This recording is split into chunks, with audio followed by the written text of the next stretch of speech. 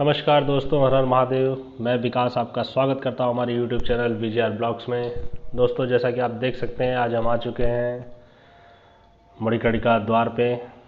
और सबसे पहले तो दोस्तों मैं एक डिस्क्लेमर देना चाहूँगा कि जो छोटे बच्चे हों या फिर जो दिल के कमज़ोर लोग हों वो इस वीडियो को स्किप करें, क्योंकि हो सकता है कि इसमें दिखाए गए कुछ दृश्य आपको विचलित कर सकते हैं। तो आइए दोस्तों, आज की वीडियो शुरू करते हैं।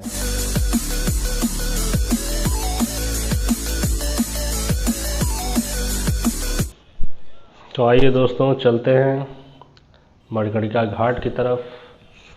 दोस्तों, सबसे पहले मैं आपको बताना चाहूँगा कि जो मणिकर्णिका घाट है, तो पहले आपको मणिकर्णिका घाट का मैं इतिहास बता देता हूँ। दोस्तों, एक पौराणिक कथा के अनुसार जब माता सती ने अपने पिता के व्यवहार से नाराज़ होकर अपने आप को अग्नि में समर्पित कर दिया था, तब स्वयं शिव माता सती के शरीर को लेकर कैलाश जा रहे थे। तो तब उनके शरीर का एक हिस्सा पृथ्वी पर गिर रहा था। कहते हैं कि उन सभी स्थानों पर शक्तिपीठ की स्थापना की गई है। इस प्रकार पृथ्वी पर 51वां शक्तिपीठ है। उसी समय माता सती के कान का कुंडल वाराणसी के इस घाट पर गिर जाता है। तब से ही ऐसी मान्यता है दोस्तों कि इस घाट को मणिकर्णिका घाट के नाम से जाना जाता है। और दोस्तों, इसके अलावा एक और कथा कही जाती है कि एक समय जब भगवान शिव हजारों सालों की घोर निद्रा में थे, योग निद्रा में थे, तब विष्णु जी ने अपने चक्र से कुंड को बनाया था, जहां भगवान शिव ने तपस्या से उठने के बाद स्नान किया था। और उस स्थान पर उनके कान का कुंडल खो गया था, जो आज तक नहीं मिला। तभी से उस कुंड का नाम दोस्तों मणिकर्णिका घाट पड़ गया, ऐसा कहा जाता है। आज भी दोस्तों इस स्थान पर जिसका दाह संस्कार किया जाता है, ऐसी मान्यता है कि उससे पूछा जाता है कि क्या उसने भगवान शिव के कान के कुंडल को देखा है। तो दोस्तों, इस प्रकार की कथाएं प्रचलित हैं। आप देख सकते हैं ये बनारस की गलियां, जिन गलियों से होते हुए शव जाते हैं। ये देखिए दोस्तों, ये बोर्ड लगा हुआ है कि आप इस रास्ते से इस तरफ से होके जा सकते हैं। पूरी जानकारी दी गई है और मैं आपको A to Z सारी चीज़ें दिखाऊंगा। ये देखिए दोस्तों, यहाँ पे ये पूरी जानकारी दी गई है कि इसका अंत्येष्टि शुल्क क्या जिला प्रशासन द्वारा लगाया गया है। ये देखिए दोस्तों, जो कोविड से रोगी है उनका 7,000 दाह संस्कार का मूल्य है और सामान्य शव हेतु 5,000 रुपये लिए जाएंगे।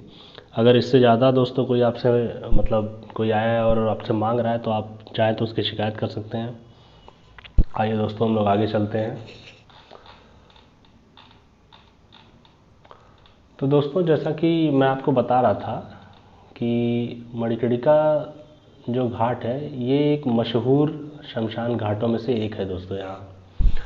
यह समस्त भारत में प्रसिद्ध है। यहाँ पर शिव जी एवं माँ दुर्गा का प्रसिद्ध मंदिर भी है, जिसका निर्माण मगध के राजा ने करवाया था।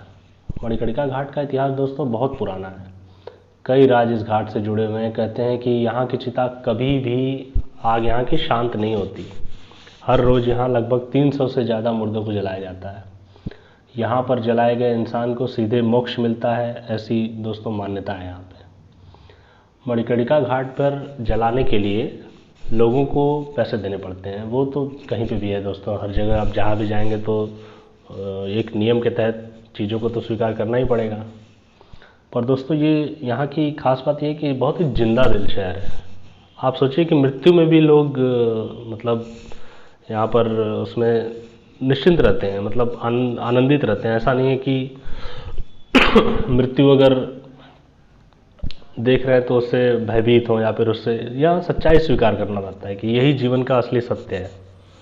लोग इसी को स्वीकार करते हैं दोस्तों। तो मैं ये बता रहा था दोस्तों कि जब एक बार यहाँ की आपको एक कहानी बताता हूँ। बनारस के मणिकर्णिका घाट में अंतिम संस्कार का कार्य जो है वो डोम जाति के द्वारा होता है। पहले लोग अपनी खुशी से इनको दान दक्षिणा दे दिया करते थे। तो एक छोटी सी कहानी है कि एक बार जब राजा हरिश्चंद्र अपने किसी प्रतिज्ञा को पूरा करने के लिए अपना राजपाट छोड़ एक साधारण गरीब इंसान की तरह जीवन व्यतीत कर रहे थे, उस समय उनके बेटे की मृत्यु हो गई और मणिकर्णिका घाट में अंतिम संस्कार में दान देने के लिए उनके पास पैसे ही नहीं थे।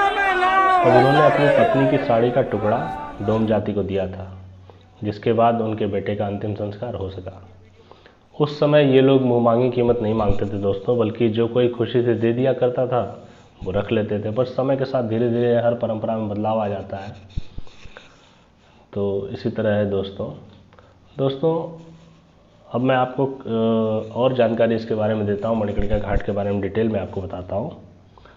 दोस्तों मणिकर्णिका घाट में फाल्गुन माह में एकादशी के दिन चिता की राख से एक होली खेली जाती है, जो कि बहुत ही प्रसिद्ध है। आपने हो सकता है कि कई विभिन्न माध्यमों से इसके दर्शन भी किए हों। दोस्तों जानकारी देना चाहूँ कि इस दिन शिव के रूप विश्वनाथ बाबा अपनी पत्नी पार्वती जी का गौना कराकर अपने देश लौटे थे। इनकी डोली जब यहाँ से गुजरती है तो इस घाट के पास के सभी अघोरी बाबा लोग नाचने गाने और रंगों से इनका स्वागत करते हैं। यह प्रथा दोस्तों सदियों से चली आ रही है और आज भी बाबा मथान के मंदिर में अघोरी बाबा लोग चिता की राख, अबीर गुलाल के साथ होली खेलते हैं और बाबा की पूजा अर्चना करते हैं। इसके साथ ही दोस्तों डमरू नगाड़े के शोर के साथ हर हर महादेव की जय जयकार की जाती है। और दोस्तों इसके अलावा मणिकर्णिका घाट में चैत्र नवरात्रि के अष्टमी के दिन दोस्तों वैश्या लोगों का विशेष नृत्य का कार्यक्रम यहाँ पर होता है। यहाँ इन लोगों को किसी जोर जबरदस्ती या पैसे देकर नहीं बुलाया जाता, बल्कि दूर दूर से लोग खुद अपनी मर्जी से आती हैं। कहते हैं ऐसा करने से उन्हें इस जीवन में मुक्ति मिलती है, साथ ही उन्हें इस बात का भी दिलासा होता है कि अगले जन्म में वो वैश्या नहीं बनेंगी, ऐसी उन लोगों की मान्यता है। यहाँ नाचना दोस्तों वो अपनी खुशनसीबी समझती हैं, साथ ही भगवान के सामने इस तरह नाचने से उन्हें खुशी भी प्राप्त होती है। सुनने में ज़रूर दोस्तों थोड़ा अटपटा लगता है कि शमशान जैसी शांत जगह में लोग कैसे गानों पर डांस कर सकती हैं, परंतु दोस्तों शमशान में मृत शरीर का अंतिम संस्कार होता है, ये उनके जीवन की अंतिम यात्रा होती है।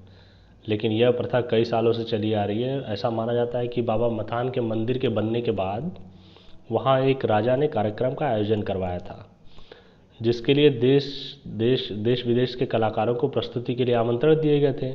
लेकिन शमशान में जैसी जगह में कोई प्रस्तुति देने से डर रहा था। ऐसे में राजा को अपनी बात किसी तरह पूरी करनी थी। तब उन्होंने उनके किसी मंत्री ने ये सजेस्ट किया कि आप इन लोगों को न्योता भेजिए। तो दोस्तों जब राजा ने उन बदनाम गलियों में आमंत्रण भेजा तो जो वो लोग थी वो काफ़ी प्रसन्न हो गई और उन्होंने शहर से इस चीज़ को स्वीकार कर लिया और तभी से ये दोस्तों ये प्रथा चलती आ रही है। ये देखिए दोस्तों एक यहाँ पे ये नया एक आश्रय स्थल बनाया गया है, जिससे कि थोड़ी सी जो मतलब शवों के साथ जो लोग आते हैं उनको थोड़ा सा राहत मिलेगी, क्योंकि दोस्तों अब इतनी दूर से आदमी आता है थका मांदा, तो उसको थोड़ी रिलैक्स भी ज़रूरी है। कई लोग देश विदेश बहुत दूर दूर से भी लोग आते हैं। अभी जो मैं जहाँ पे ये शूटिंग कर रहा हूँ तो वहाँ पे साउथ इंडिया के लोग आए हुए हैं, ये लोग तमिल लोग हैं। ये देखिए दोस्तों यहाँ पर चिताएं जल रही हैं।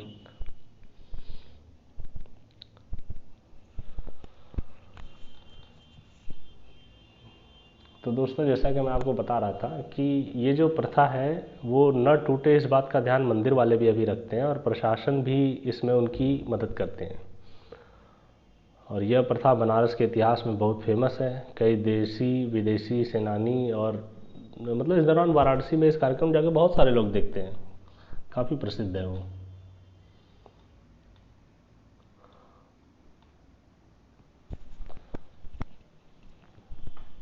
ये देखिए दोस्तों मैं आपको दिखा रहा हूँ बिल्कुल नज़दीक से।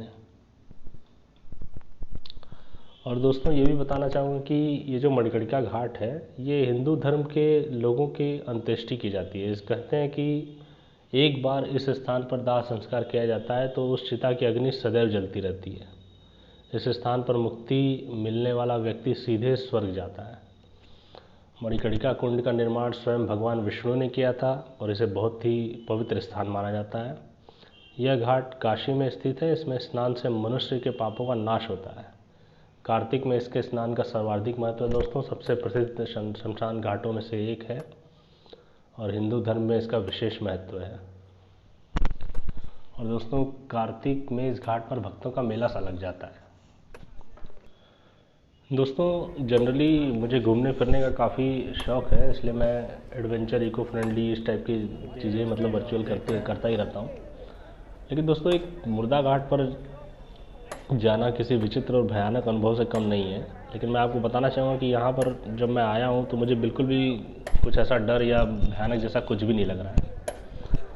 और ये बताना चाहूँगा कि यहाँ तक कि पर्यटक जैसे जो बाकी पर्यटक रहते हैं वो भी चिता जलाने की इस क्रिया को देखने के लिए आते हैं, क्योंकि ये अनोखी और आकर्षक होती है। दाह संस्कार की क्रिया तब शुरू होती है जब सफ़ेद कपड़े में शव को लपेट के ले आते हैं और राम नाम सत्य बोलते हुए मतलब उनको लेके आया जाता है। इसके बाद दाह संस्कार में उपयोग की जाने वाली लकड़ियों की कीमत उनके वजन और प्रकार के आधार पर तय होती है।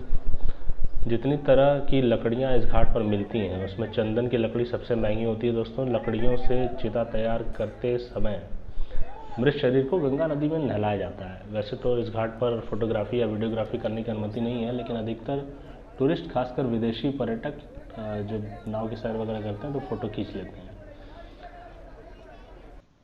दोस्तों ये देखिए घाट का सुंदर नज़ारा है।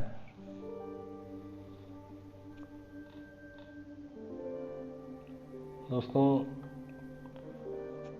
मणिकर्णिका घाट पर आपको दिन में हर घंटे दाह संस्कार के मंत्र सुनने को मिल जाएंगे।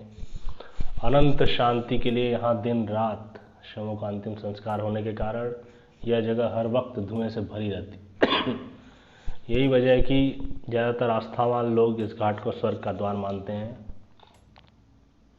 स्वर्ग तक ले जाने वाली इस जगह का परिचय कराने के बाद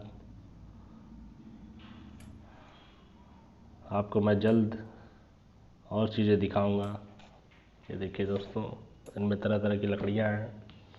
पहले दोस्तों ये जो लकड़ियाँ थी ये नीचे रखी जाती थी और नीचे थी, पर गंगा का जलस्तर बढ़ने की वजह से इनको ऊपर ले आएगा। और तो दोस्तों उम्मीद करता हूँ कि आप लोग को मैं इस घाट के जितनी भी चीज़ें दिखा सकता था वो सारी दिखाई मैंने आपको।